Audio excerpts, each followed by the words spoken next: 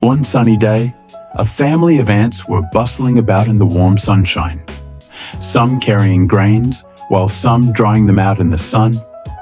There also lived a grasshopper close to the green fields. The happy-go-lucky grasshopper always spent his time singing and dancing in the garden. His friend was one of the ants who were collecting the grains. Even at the peak of summer, the ant carried food grains from the fields on her bag and kept storing them safely in her home. The grasshopper always made fun of the hard-working ant and kept on spending his days leisurely. He often urged the ant to leave all the work and join him in singing and dancing. "Come on, my friend," he said. "Come join me in the fun. Why are you struggling so much in the sun? Not right now. The winter is coming, and I need to be prepared for it." The ant refused. She continued storing food supplies for the cold and harsh winters when it would be difficult for her to venture out. The grasshopper kept laughing at her and told her there was enough food for a lifetime. The ant, however, never stopped working throughout the summer.